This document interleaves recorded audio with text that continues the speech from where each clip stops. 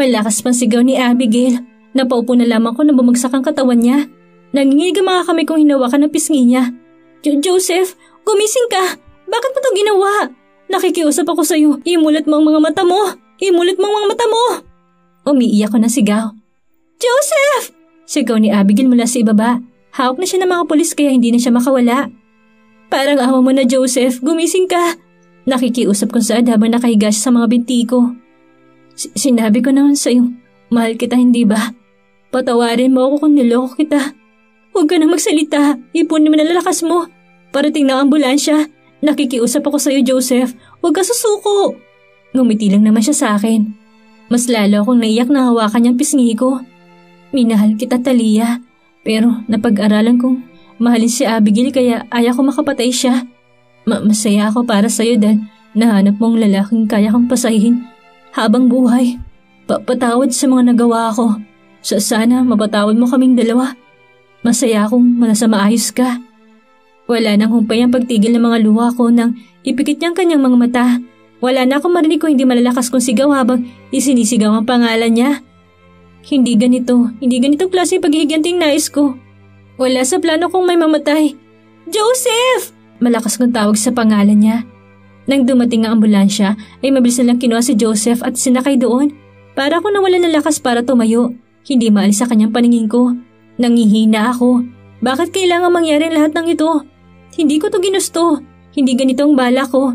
Hindi sa ganitong paraan na masasaktan ko sila physical. Walang tigil ang paghikbi ko habang tinitingnan ang dress ko punong-puno ng dugo niya. Naitakip ko na lamang ang dalawa kong palid sa mukha ko at walang sawang umiyak. Bakit kailangan dumanak ng dugo sa lahat ng galit namin? Ano nga bang magandang naidulot sa akin ng paghihiganti? Talia! Rinig kong boses ni Fabio. Ramdam ko na pagluhod niya sa harapan ko at dahan-dahan inalis sa mukha ko ang mga nakatakip kong palad. Mas lalo akong naiyak na yakapin niya ako. Shh! Don't cry. It is not your fault. Hindi mo kasalanan kung ano nangyari sa kanya. Iyan na naman palagi mo sasabihin sa akin, Fabio. Palagi na lang hindi ko kasalanan. Dahil hindi mo naman talaga kasalanan. Kung hindi pinatok ni Abigail ang baril, eh hindi mangyayari kay Joseph yun. Huwag mo sisihin ang sarili mo sa mga bagay na hindi mo naman ginawa. Fabio! Umiiyak akong banggit sa pangalan niya. Napayakap na lamang ako sa kanya na mahigpit dahil hindi ko na alam kung saan ako hugot ng lakas. Hindi ko na alam ang gagawin ko. Hindi ko alam ang mangyayari sa akin kung pati si Joseph ay mawawala. Bakit kailangan niya saluhin ng balang para sa akin? Bakit kailangan niya iharang katawan niya?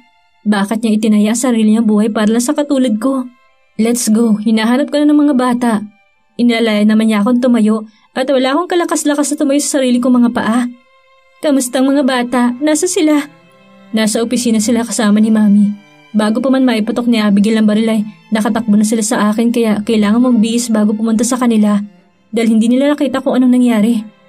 Nakahinga naman ako ng maluwag kahit papano. Nasa maayos lang sila. Wala nangyari sa mga anak ko. Wala nang nangyari sa mga mahal ko sa buhay. Iginiya naman ako ni Fabio sa isang pang CR para doon na maligo. May iwan na muna kita. Ikukuha lang kita ng may susuot mo. Hindi naman na ako nagsalita pa. Tanging mga yabag na lamang niya papalayo ang narinig ko. Halos tulala akong pinindot ang shower at hinayaan niya dumaloy sa suot ko pang dress. Lumanda sa sahig at sumama na sa daloy ng tubig ang dugo ni Joseph na nasa dress ko pa. Hindi ko na mapigilang hindi umiyak. Napaupo na lamang ako habang yakap-yakap ang mga tuhod ko. Kasalanan ko nga bang lahat? Sa akin ba nagmula lahat ng gulong ito? Hindi ko na alam kung ano ba dapat kong isipin. Masyado na magulong sitwasyon. Maligo ka na. Tama na pag-iyak mo, Talia. Wala kang kasalanan. Rinig ko ang boses ni Fabio na nasa labas ng pintuan na CR na to. Naitakip ko na lamang ang palad ko sa bibig ko para hindi niya marinig ang bawat paghikbi ko. Pero hindi ko pa rin magawa. Narinig ko na lamang ang pagbukas ng pintuan at kita ko ang dalawang pares ng itim na sapatos. Stop crying. Hindi mo naman ibabalik ang lahat ng nangyari sa kaiiyak mo. Papagurin mo lang sarili mo. Hinawakan naman ni Fabio magkabila kong pisngi at bahagya niya yung iniangat para magtama ang mga mata namin. Please, stop crying. Muli niya Saad. Alam ko masyado nakakaawang kalagayan ko ngayon. Pareho na kaming basa ngayon ng tubig na nagmumula sa shower. Alisin mo ng dress na to. Maligo ka na't magbihis. Naghihintay sa yung mga bata. Tumango na lang ako sa kanya. Nandyan pa ang mga anak kong naghihintay sa akin. Gusto ko na sila makita at mayakap. Gusto ko humingi ng tawad. Ayoko matrauma sila sa nangyari. Sabi naman na kami naligo ni Fabio. Hindi na rin kami nagtagal at nagbihis na rin. Mabilis ako lumabas ng CR at tinungo na namin ang opisina ni Fabio. Mami! Sigaw ng mga anak ko. Mabilis akong lumuhod at niyakap silang dalawa. Okay lang ba kayo? Wala bang masakit sa inyong dalawa? Okay lang po kami, Mami. Ikaw po, kamusta po kayo? Ayos lang ang Mami. Pasensya na kayo kung pati kayo nadadami sa problema ng Mami. Wala ba siyang ginawa sa inyo? Kumalas naman ako sa pagkakayakap sa kanila, saka ko sila tiningnan. Wala naman po, Mami. Natakot lang po kami dahil sa hawak niyang baril. Akala namin babaril ka niya. Muli ko silang niyakap at muling lumanda sa mga luha ko. Okay na ako na makita ko silang okay na walang nangyari sa kanilang masama. Alam ko namang ako lang habol ni Abigail. Magiging maayos din ang lahat. Rinig ko saan ni Fabio na yakapin niya kami mag-iina. Naramdaman ko namang ligtas na kami dahil sa mainit na yakap ni Fabio. Isang linggo na rin ang lumipas simula nang mangyari ang araw na yun. Nung mga karang araw ay ramdam mo pang takot sa mga anak ko. Halos hindi sila makatulog at makakain ng maayos. Mas pinili rin nilang manatili nila sa loob ng bahay kaya medyo nahirapan talaga kami kausapin sila. Pero ngayon, okay naman na. Nakakatawa at nakakapaglaro na ulit sila ng maayos at walang iniisip. Daddy, look out! Sigaw pa ni Dylan na muntik tamaan ng bola ang daddy niya. Mabilis naman nasalo ni Fabio ang bola dapat ay tatama sa kanya. Wala akong narinig kung hindi ang tawanan nila mag-aama. Mami, ayaw niyo po sumali? Kayo na lang muna, baby. Mas nag-e-enjoy si Mami na panoorin kayo naglalaro. Sagot ko kay Christine. Nilingon naman ako ni Fabio at ngumiti kaya ngumiti na lang din ako. Masasabi kong kumpleto ng pamilya namin. Wala nang ibang iniisip kundi ang kasiyahan ng bawat isa. Bakit ang daya naman? Bakit kayo na naman magkakampi? Rinig ko pang reklamo ni Christine sa kuya at daddy niya. Hindi kami magkakampi. Natatalo ka lang kaya mo nasasabi. Napailing na lang ako sa kanila. Ang walang puso't seryosong Fabio de la Torre hindi mo ma-imagine sa ganitong sitwasyon. Maninibago ka talaga kapag hindi mo siya kilala. Masyado siyang seryoso pero kapag nakikita mo siya ngayon, ibang-iba siya sa binasagang walang pusong de la Torre. Para siyang batang nakikipaglaro sa mga anak niya. Ang mga ngiti niyang mahahawa ka talaga. Ang mga tawa niya makakapagpasaya sa'yo. Paano nga ba ako nahulog sa taong ito? Yeah! Tawa pa niya dahil sa panunod niya sa mga anak niya. Napailing na ako at natawa dahil hindi ko mapigilang hindi talaga matawa kapag siya nang tumatawa. Yes, he's my happy pill. My family. Wait, Daddy is tired. Can I rest muna? Hinihingal niya sad sa mga anak niyang walang kapaguro naglalaro. Iniwan niya naman ang mga bata naglalaro sa kalumapit sa akin. Ibinato pa niya sa gilid ang hawak niyang bola. Napakagatlabi na lang ako dahil ang lalaking walang puso isa pala mapagmahal na asawa. Responsabling ama. Wala na akong hahanapin pang iba dahil na kay Fabio de la Torre ng kailangan ko. Don't bite your lips. Napalingon na lang ako sa kanya at bahagyang kumunot ang noo. Anong mali ko sa pagkagat ng labi? Nilingon niya naman ako at sa hindi inaasahan ay muli ko nakagat ang labi ko nang tinignan niya iyon. Damn! Mahina niyang murat iniwas sa akin ang paningin niya. I said don't bite your lips. Kapag nandito mga bata, hindi ko maiwasang hindi kahalikan. Napatakip na lang ako sa bibig ko dahil sa sinabi niya. Ano ka ba? Nandyan yung mga bata tapos yan nasasabihin mo? Kaya nga, huwag mong gagawin yung sa harap ko lalo na't kung may mga kasama tayo. At lalo huwag mo yung gagawin sa harap ng ibang tao. Bahagya pa siyang tumigil at nilingon ako kaya napatas kilay na lang ako sa kanya. Baka makapatay ako. Sunod-sunod siya na palunok. Iniwas ko na lang paningin ko sa kanya na mag-init ang mukha ako. Damyo de la Torre. Ibang-iba talaga epekto niya sa katawan ko kahit na wala pa siyang ginagawa sa akin. Tumayo naman na ako. Where are you going? Sa kusina, iinom lang ako ng tubig. Bigla kasing uminit. Anas ko sa kadire-diretso na ako nagtungo ng kusina at kumuha ng malamig na tubig. Naka-on naman ang aircon bakit ang init pa rin. Nagpapaypay na lang ako gamit ang damit ko. Napatingin na lang ako sa iniinom kong tubig dahil parang walang epekto yun sa katawan ko kaya kumuha na lang ako ng ice cube saka akong inuya. Ganun na ba kainit para pati ice cube ay nguyain mo na? Oo, masyado na mainit ngayon. Summer na yata. Anong summer? Bare months na kaya. Sa susunod na taong pa magsa-summer. Naibaba ko na lang iniinom kong tubig saka mabilis na umalis ng kusina. Bakit ba yun pang naisip kong palusot? Nakakahiya ka talaga, Talia. Mommy, where are you going? In our room. Sagot ko sa tanong ni Christine. Hindi ko na sininingon saka ako pumasok sa kwarto namin mag-iina. Simula nung lumipat kami rito, magkakasama pa rin kami mag-iina. Kami pa rin na magkakatabi. Nihiya pa rin kasi ako kay Fabio. May bala ka bang puntahan? Halos mapatalon pa ako sa gulat dahil kay Fabio. Bakit ba para kang kabuti kung saan-saan ka lang lumilitaw? Hindi ka naman madalas magkape pero bakit parang ang gugulatin mo naman yata ngayon? Nanggugulat ka kasi. Malay ko ba nakasud ka pala sa akin? Oh, I'm sorry then. Kinuha ko na lang ang bag at cellphone ko. Saan mo balak pumunta? Dadalawin ko lang si Abigail. Are you sure with that? Don't worry. Hindi niya naman ako masasaktan pa dahil nasa loob siya. Gusto ko lang siya makausap. Gusto mo bang samahan kita? Ako na lang magdadrive para sa'yo. Hinarap ko naman si Fabio saka ako naupo sa tabi niya. Hindi na kailangan. Kaya ko naman na sarili ko. Dito ka na lang para may kasamang mga bata. Kung ganoon, sinawalang ipapasama ko sa'yo. Tumango na lang ako sa sinabi niya dahil alam ko namang hindi rin ito papayag kapag sinabi kong ako na lang ang magdadrive para sa sarili ko. Sabay naman na kami lumabas ng kwarto. May pupunta ka po, Mami? Yes, baby. May iwan naman dito ang daddy niyo kaya maglaro na muna kayo. Babalik din ako kaagad. Sagot ko sa tanong ni Christine. Take care, Mami. Anas naman ni Dylan. I will, baby. Hinalikan ko naman na silang dalawa ni Dylan, saka naman sila iniwan na naglalaro sa sala. Kasabay ko naman si Fabio na lumbas. Nang makalabas na kami, hinarap ko naman si Fabio. Nakapamulsa naman ang dalawa niyang kamay. Para siyang professional na model dahil sa gawa niya. Babalik din ako kaagad. Ikaw na muna bahala sa mga bata. No worries, mag-iingat ka. Tumango na lang ako saka ako lumapit sa kanya para halikan siya sa pisngi. Nang magawa ko yun ay bahagya na ako lumayo saka siyang initian. Napatas na lang ako ng kilay dahil para pa siya natulala. Hoy! Pitik ko sa harapan niya dahil hindi mala niya kinukurap ang mga mata niya. Anas pa niya na ikinalito ko. Wala naman ako sinabi sa kanya. Aalis na ako. Paalam ko. Hindi ko naman na siya tinignan pa. Pinagbuksan naman na ako ni Noel sa kanya pinaandar ng sasakyan. Ganun pala kiligin ng isang dilatore. Tss! Natatawa pa niya saad. What do you mean? Taka kong tanong. Ano nakakakilig sa paghalik sa pisngi niya? Isang taliya na pala makakapagpatigil sa kanya. Congrats sa inyong dalawa. Sino mag-aakala na ang kontratang kasal lang ay nagkatotoo na? Napapailing na lang ako sa sinasabi ni Noel at napapangiti. Sino nga ba mag-aakala na mamahalin ako ng isang delatore? I didn't expect that dahil ang buong akala ko lang ay hanggang pangarap lang siyang mahalin. Tahimik naman namin tinakandaan patungo sa kanya. Gusto ko rin siya makausap muna bago si Abigail. Lahat naman kami nagkakamali. Nakakagawa na hindi tama. Nakakapag-isip na hindi maayos. Mapupuno ng galit ang puso mo at ang galit mo ay walang magandang patutunguhan.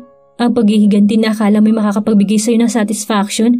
Pero mali pala dahil hindi ka kaya pasahin ang paghihiganti mo. Hayaan mo batas ang gumawa at tadhana na ang bahala. Ang mga akusasyon ni Abigail na mali. Masyado niya lang kasing napapansin ng mga taong nasa paligid niya. Hindi niya lang nararamdaman ang pagpapahalaga sa kanya ng ibang tao. Dahil mas sinisilip niyang iba. Mabilis namin tinakandaan papunta kay Abigail matapos namin sa kanya. Lumabas na rin ako sa kotse na makarating kami. Panay din ayoko ng mga pulis na nakakasalubong ko. Dadalawin ko sana si Abigail Venavista. Saad ko sa front desk. Pumasok naman ako sa silid ko saan pwede ko siyang kausapin. Naghihintay naman ako doon hanggang sa ipaupo nila si Abigail sa katapat kong upuan. Hindi ko mapigilang hindi maawa sa kalagayan niya ngayon. Ang layo niya sa itsura ng dating Abigail. Walang ayos ang mukha niya at gulo-gulo rin ang buhok niya. Ang magagara niya damit ay napalitan ng isang orange na t-shirt. Anong ginagawa mo rito? Hindi ka nababagi sa ganitong lugar? Anas niya. Napatingin na ako sa kamay niyang nakaposas. Sir, pwede niyo po bang alisin ang pagkakaposas sa kanya? Hindi naman siya tatakas.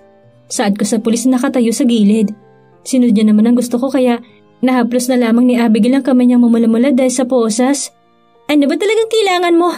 Hindi mo na dapat ako pinupuntahan pa dahil muntik ka kitang patayin at muntik ako na idamay ang mga anak mo.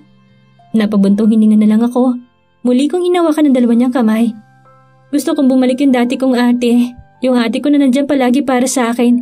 Yung ate ko na ipinagtatanggol ako sa mga kaaway ko. Naiiwas na naman sa akin ang paningin niya. Hindi na akong ate mo, Talia. Hindi mo ako tunay na kapatid. Alam ko. Pero minsan din namang itinuring na tunay na kapatid ang isa't isa. Ate Abigail, bakit tayo umabot sa ganito? Hindi itong gusto kong mangyari. Ayaw ko makita ka sa malalamig na rehas na yun at ang ganyang klase ng damit. Hindi mo kailangang maawa sa akin, Talia. Munti ka na kitang pinatay dahil sa galit ko. Naiintindihan ko yun. Ako rin naman ang naging dahilan ng pagkamatay nila Mami at Daddy. Napatingin naman siya sa akin. Ang mga mata niyang punong-puno na sari-saring emosyon. Hindi mo yung kasalanan. Hindi ko alam na lahat pala na tinatamasan namin kayamanan ngayon ay sa'yo pala ang lahat ng yun. Patawarin mo ako kung sinisi kita sa lahat. Hindi ko alam, Talia. Hindi ko alam na nawala ka na palang kapatid ko. Ang best friend ko. Hanggang ngayon hindi ko pa rin mapigilang hindi magalit sa'yo dahil lahat ng gusto ko. Yung taong mahal ko, ikaw ang gusto. Nasa iyo na lahat. Nagkakamali ka. Masyado ka lang nabulag ng galit ang git mo dahil ang totoo mahal ka ng taong mahal mo. Hindi niya ako mahal dahil hanggang ngayon ikaw pa rin ang iniisip niya. Handa siyang ibuwis ang buhay niya para lang sa'yo. Handa siyang iharang katawan niya. Mapanatili ka lang niyang ligtas. Nagkakamali ka. Flashback. Nakikiusap ako sa'yo, Talia. Alam ko mabigat ang nagawang kasalanan sa'yo ni Abigail pero nakikiusap ako sa'yo. Iatras mo ang kaso. Halos magmakaawang saan sa akin ni Joseph. Nandito ako ngayon sa ospital at siyang dinala ko bago ako magtutungo kay Abigail. Hanggang ngayon nagpapagaling pa rin siya. Alam ko marami kami nagawang kasalanan sa'yo. Inaamin ko rin naman na ikaw pa rin ang mahal ko kahit na kasal na kami ni Abigail. Masyado lang ako nagpadala sa tawag ng laman dahil lalaki ako pero Talia. Napag-aralan ko siyang mahalin. Mahal ko si Abigail at hindi ko kaya makita siyang nasa malalamig na rehas na yun. Kung kailangan ko magbayad, kung kailangan ko isuko sa iyo lahat gagawin ko. Kung kailangan ko lumod sa harapan mo, mapatawad mo lang kami. Iatras mo lang ang kaso kay Abigail, gagawin ko ang lahat. Umiiyak niya na saad. Nilapitan ko naman siya at tinawakan ang ulo niya para isandal ko siya sa dibdib ko. Saka ko hinaplos ang likod niya. Naiintindihan ko, Joseph. Hindi na ako galit. Kinalimutan ko na lahat ng galit na nararamdaman ko sa inyo. Masyado lang tayong kinain ng mga galit natin. Pakiusap, palayain mo na si Abigail. Hindi ka ba galit sa kanya dahil sa ginawa niya sa'yo? Hindi ko hinarang ang katawan ko para sa'yo. Ginawa ko yun para sa kanya. Napakalas naman ako sa pagkakayakap sa kanya. Pinunasan niya naman ang mga luha niya. Ayaw ko makapatay si Abigail at ayaw ko lumalang kasalanan ginawa niya. Ginawa ko yun para sa akin tumama ang bala para hindi na lumala ang sitwasyon. Dahil alam ko mahirap kalaban si Fabio. Alam kong hindi siya papayag hanggat hindi nakukulong asawa ko. Hindi niya kami mapapatawad kapag ikaw ang nakahiga rito. Mahal ko si Abigail, Talia, at ayaw kong lumaki doon ang tiyan niya. Bahagya pa ako nagulat sa sinabi niya. What do you mean? Tama ka nang iniisip. Buntis ang asawa ko at ayaw kong doon siya manganak. Ayaw kong doon lumabas ang magiging anak namin. Alam ko kung ano nararamdaman mo sa ginawang pag-hostage ni Abigail sa mga anak mo. Dahil magiging ama na rin ako kaya nagmamakaawa ako sa iyo. Kalabisan man ang hinihiling ko pero wala na akong magawa. Palayain mo ang asawa ko, Talia. Palayain mo ang ate mo. Halos sumagulhol na siya sa iyak niya. Ito yung hindi nakikita ni Abigail kay Joseph dahil nakatuon na palagi sa akin ang atensyon niya. Pinunasan ko naman ang mga luha niya saka ko siyang initian. Kahit hindi mo hilingin, Joseph, kahit hindi mo sabihin, gagawin ko pa rin. Gusto ko mamuhay kayo ni Abigail na maayos kasama na magiging anak niyo. End of flashback. Totoo ba talaga sinasabi mo? Sabihin mo sa akin hindi ka nagbibiro. Umiiyak na tanong sa akin ni Abigail. Umilila ako sa kanya. Maayos na si Joseph. Hindi siya namatay sa baril mo't mahal ka niya, Abigail. Mahal ka niya at hindi mo lang yung nararamdaman. Napayuko na lamang siya sa lamesa habang humiikbi siya. Hindi pa huli ang lahat para sa kanilang dalawa. Marami pa silang magagawa. Marami pa silang buuin na magkasama.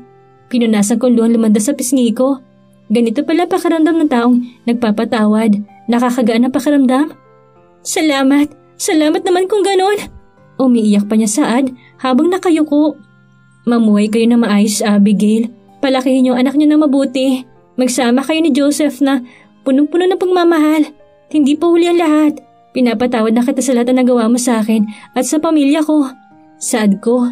Nagulat na lamang ako na bigla siyang tumayo at lumuhod sa harapan ko habang nakasubsob ang mukha niya sa dalawa kong kamay. Ate Abigail, tumayo ka na dyan dahil naghihintay na sa'yo si Joseph. Maraming salamat, Talia. Hindi ko kakalimutan ang araw na to. Maraming salamat. Halos hindi ko na makilala ang boses niya dahil sa walang sawa niyang pag-iyak. Hinaplos ko na lamang ang buhok niya at napangiti.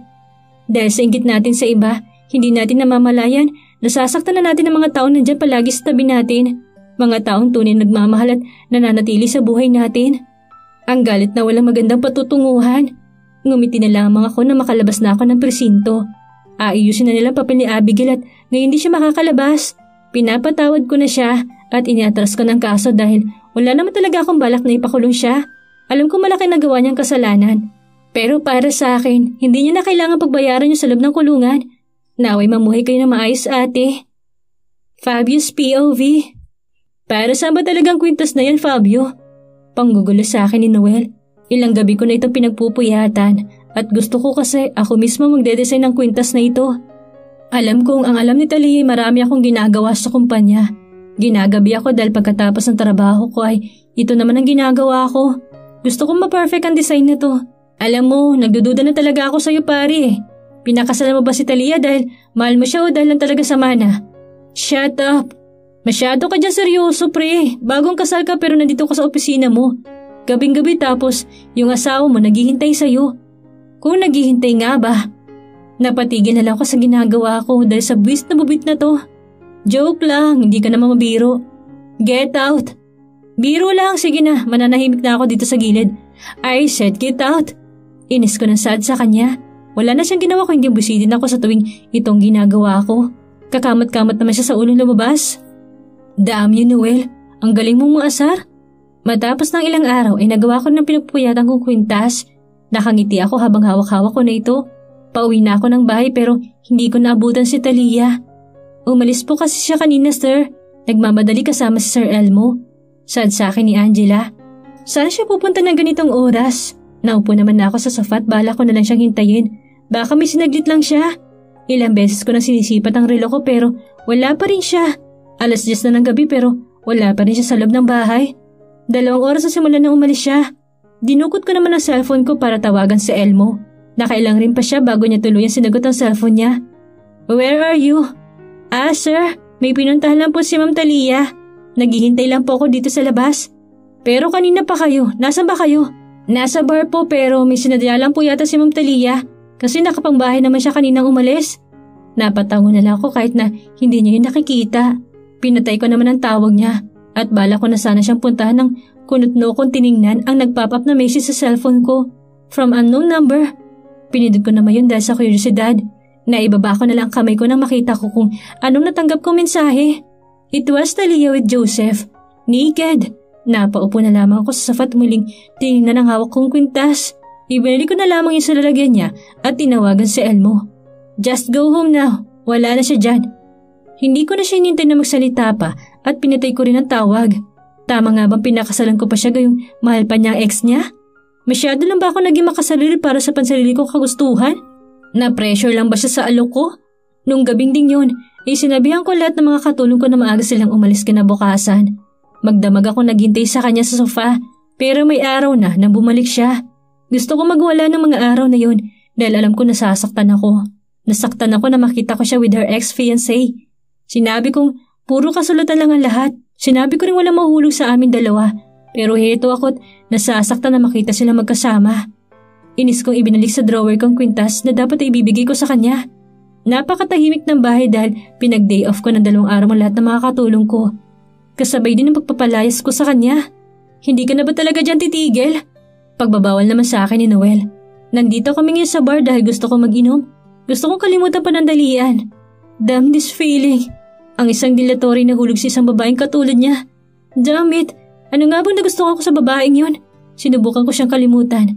Matinding pagpipigil ang ginawa ko. Mapigilan ko lang sarili kong hanapin siya dahil pakaramdam ko. Natatakpan ang ego ko. Hindi ko matanggap na ako yung nahulog. Ako yung nasasaktan. Dumaan ang 6 na taon at inaamin ko makita ko siya biglang nawala lahat ng galit ko.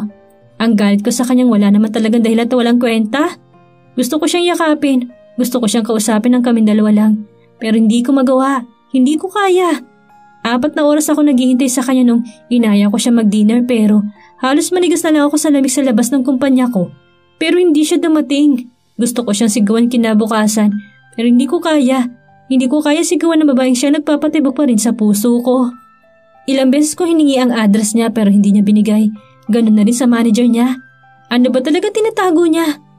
May nabalitaan ka na ba? Tanong ko kay Noel na makapasok siya sa opisina ko. Marami at alam ko magugulat ka. Binitawan ko naman muna mga hawak kong papeles at hinarap siya. Gusto kong malaman ang mga nalaman niya tungkol kay Talia. Tungkol sa dahilan kung bakit galit na galit si Talia kay Joseph at Abigail ay hindi pa ako sigurado. Hindi ko pa kumpirmado pero kay Talia. Pagpuputol niya, isininyas ko na lang kami ko na magpatuloy siya.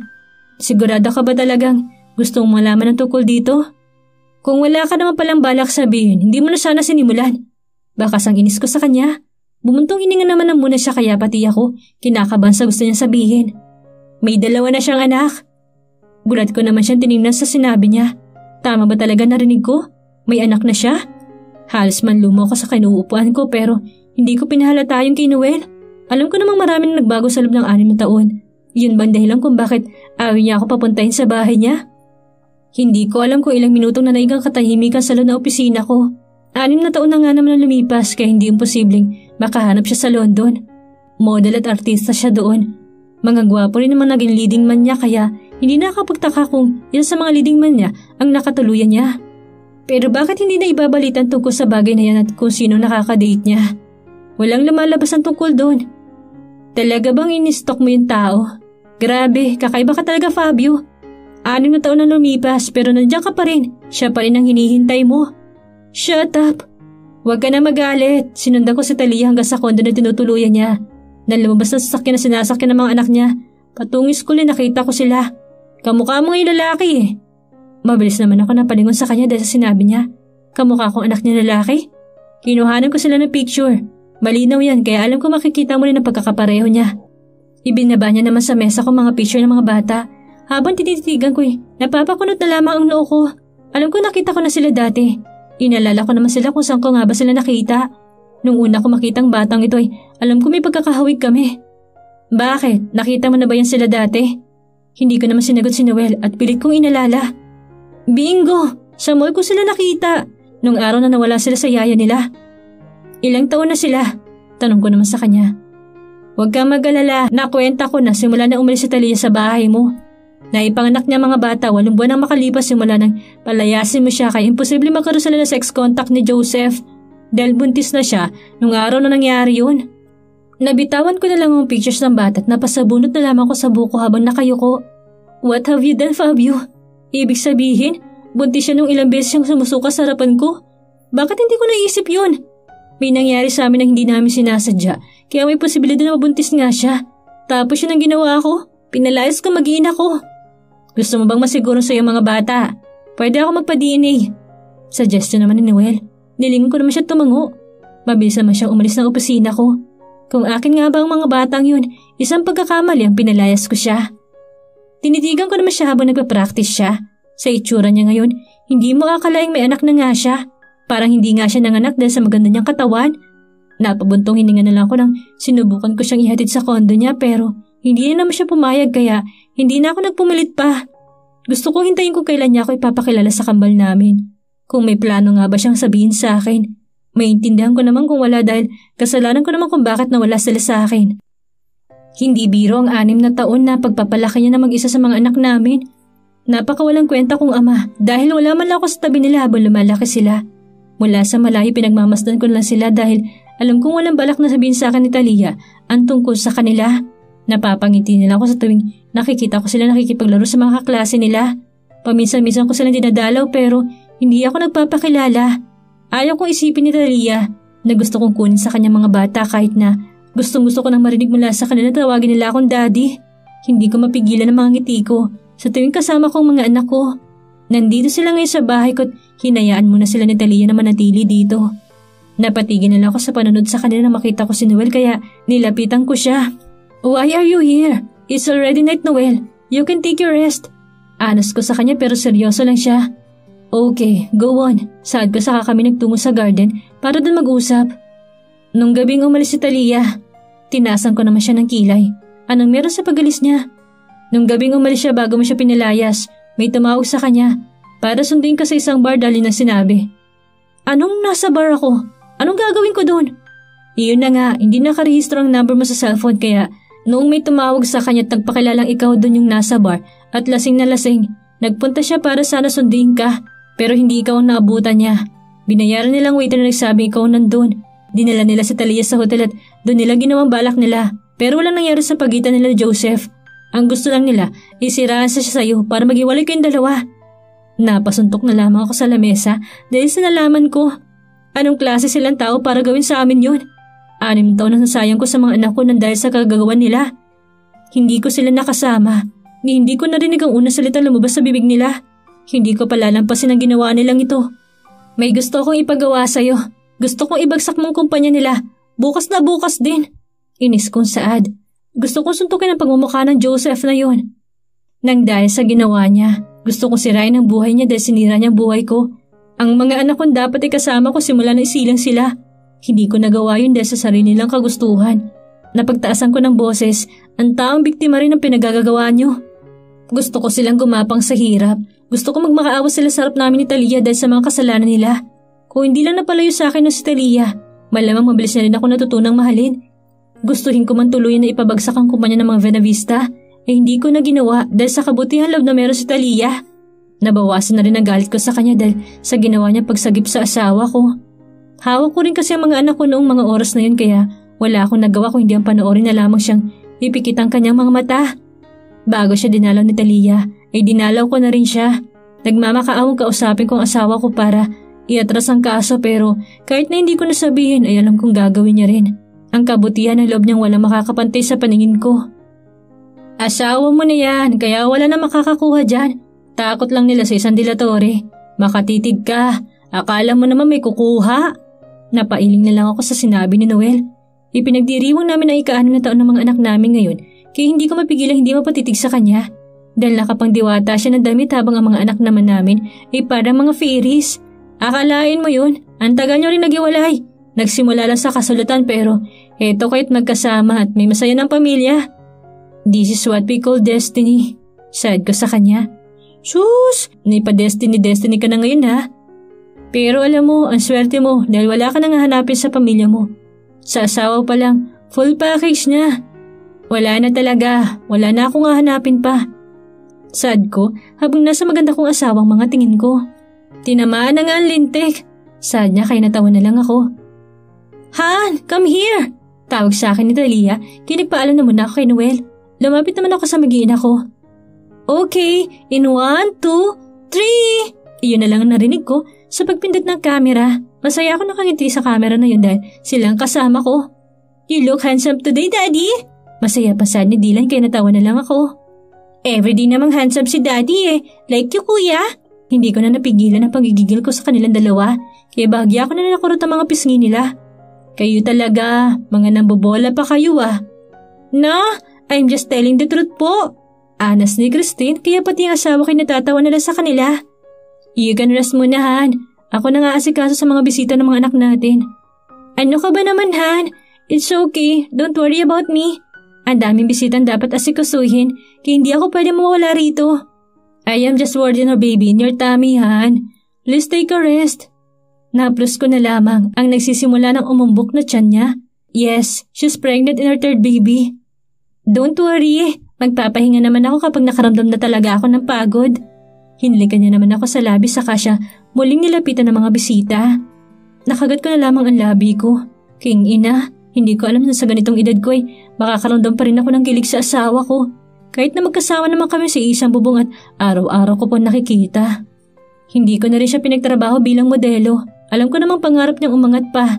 Pero hindi naman na rin siya nagreklamo pa nang sabihin ko sa kanyang ako na lang magtatrabaho para sa mga anak namin. Baka makatusok ako ng mata sa tuwing may tumititig sa kanya ng mga kapartner niya sa pagmamodeling.